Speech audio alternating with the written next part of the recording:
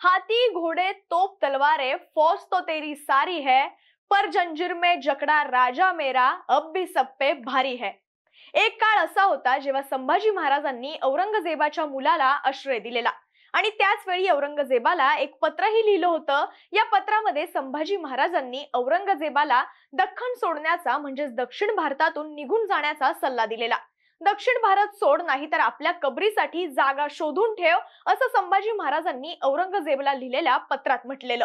आणि अगदी पत्रात लिहिल्याप्रमाणेच घडलं। छत्रपती संभाजीनगर पासून जवळच असलेल्या खुलताबाद मध्ये औरंगजेबाला गाडण्यात आलं। एका चादरीवरून सोमवारी नागपूर जळत होतं। नेमकं प्रकरण काय आहे पाहूयात या व्हिडिओच्या माध्यमातून। नमस्कार, मी शीतल आणि तुम्ही पाहताय टीओडी मराठी। विश्व हिंदू परिषद आणि बजरंग दलाकडून वारंवार औरंगजेबाची कबर हटवण्यासाठी मागणी होतीये आणि आपल्या सर्वांनाच माहितीये की औरंगजेबाच्या कबरीवरून होणारा वाद किंवा आतापर्यंतच्या घडामोडी काही नवीन नाहीयेत। बऱ्याच काळापासून हे सगळे मुद्दे वादाच्या केंद्रस्थानी असल्याचं पाहायला मिळालंय। पण विधिमंडळात औरंगजेब हा उत्तम प्रशासक होता असं विधान जेव्हा अबू आझमी यांनी केलं, साधारण तेव्हापासून पुन्हा एकदा औरंगजेबाच्या कबरीच्या मुद्द्यावरून वातावरण तापल्याचं पाहायला मिळतंय।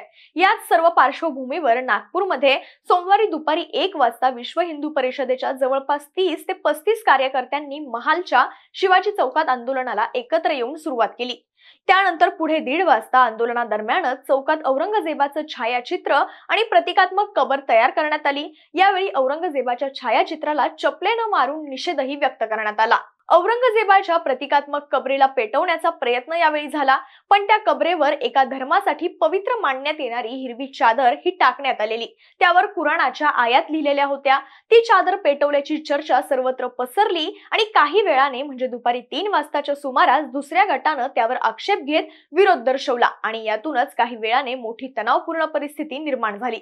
3:30 वाजता पोलिसांनी हे वातावरण शांत केलं, पण 4 वाजेपर्यंत विश्व हिंदू परिषदेचे कार्यकर्ते महाल चौकात एकत्र यायला सुरुवात झाली। तर दुसरीकडे औरंगजेबाची प्रतिकात्मक कबरेवरील हिरव्या रंगाची चादर जाळल्याचे काही फोटो सोशल मीडियावर व्हायरल झाले। यावरून विश्व हिंदू परिषदेच्या कार्यकर्त्यांकडून व मुस्लिम गटाकडून छत्रपती शिवाजी महाराजांच्या पुतळ्यासमोर एकमेकांच्या विरोधात नारेबाजी सुरू झाली। या सर्व पार्श्वभूमीवर पोलिसांनी अधिकची कुमक मागवून घेतली। रात्री 7:30 वाजता पोलिसांनी दोन्ही गटाला आंदोलन बंद करण्यास भाग पाडलं, पण रात्री 8 वाजता चिटणीस पार्क चौकाकडून एक गट आला। त्यांनी हिरव्या चादरीबाबत आक्षेप घेतला। त्यानंतर संपूर्ण परिसराला घेराव करत पोलिसांचा मोठा ताफा तिथे तैनात करण्यात आला। मात्र पोलिसांची कुमक वाढवून देखील रात्री 8:30 वाजता दोन्ही धार्मिक गटांनी एकमेकांच्या विरोधात नारेबाजी केली। त्यामुळे वाद चिघळला आणि पोलिसांनी घटनेचं गांभीर्य ओळखून दुकानं बंद करण्याचे आदेश दिले। यानंतर जमावाकडून थेट पोलिसांवरच दगडफेक करण्यात आली। पोलिसांनी जमावावर अश्रुधुराच्या नळकांड्या फोडल्या। दोन्ही गटातील युवकांनी दगडफेक करणं सुरू केलं, तर काहींनी जाळपोळ सुद्धा केली। रात्री 8:30 वाजताच्या नंतर दंगल सदृश्य परिस्थिती निर्माण झाली। दरम्यान एका गटाकडून भालदारपुरा आणि चिटणीस पार्क परिसरात जेसीबी आणि वाहनांची जाळपोळ सुरू केली। काही स्थानिकांच्या घरावरही यावेळी हल्ले करण्यात आले। या राड्यात नागपूर पोलिसांचे 3 डीसीपी दर्जाचे अधिकारी गंभीर जखमी झाले असून त्यांना सोमवारी रुग्णालयात दाखल करण्यात आलं। निकेतन कदम यांच्या हातावर कुऱ्हाडीचा वार झाल्यामुळे ते रक्तबंबाळ झाले होते, तर डीसीपी शशिकांत सातव यांचा पाय फ्रॅक्चर झाला असून डीसीपी अर्चित चांडक यांना गंभीर लिगामेंटल इंजुरी झाल्यानं हे सर्वजण रुग्णालयात आता दाखल करण्यात आलेत।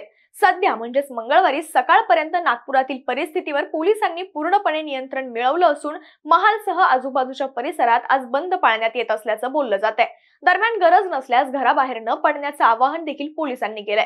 पण औरंगजेबाच्या कबरीचं करायचं तरी काय हा प्रश्न महाराष्ट्राला काही आत्ता पडलेला नाहीये। नेत्यांनी यावरून अनेकदा रान उठवलंय।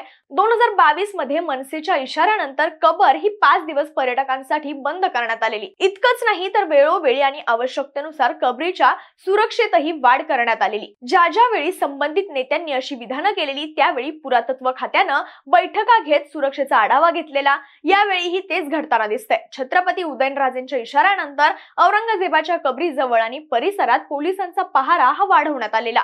परिणामी आता औरंगजेबाची कबर काढली जाणार का, यावरून राजकीय वर्तुळात जोरदार चर्चा सुरू झाली आहे. पण औरंगजेबाची कबर नष्ट करणं हे वाटतं तितकं खरंच सोपं आहे का?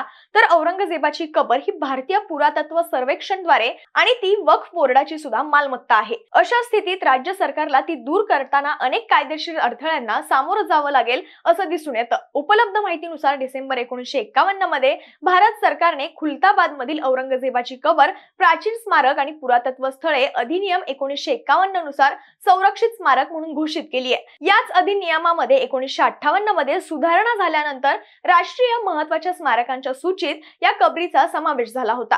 त्यामुळे कायदा काय म्हणतो तर प्राचीन स्मारके आणि पुरातत्व स्थळे आणि अवशेष अधिनियमच्या कलम 19 नुसार कोणतंही संरक्षित स्मारक पाडणं, काढून टाकणं किंवा नुकसान करणं हे बेकायदेशीर असून जर कोणी तसं केलंच तर त्याच्यावर कलम 30 अंतर्गत कायदेशीर कारवाई केली जाऊ शकते, ज्यामध्ये 2 वर्षांचा तुरुंगवास आणि 1 लाख रुपये दंडाची तरतूद आहे. पण औरंगजेबाच्या कबरीच्या बाबतीत महाराष्ट्र सरकारने आपली भूमिका मांडली असल्यानं महाराष्ट्र सरकारला औरंगजेबाची कबर संरक्षित यादीतून वगळण्यासाठी ASI किंवा सांस्कृतिक मंत्रालयाकडे प्रस्ताव सादर करावा लागेल.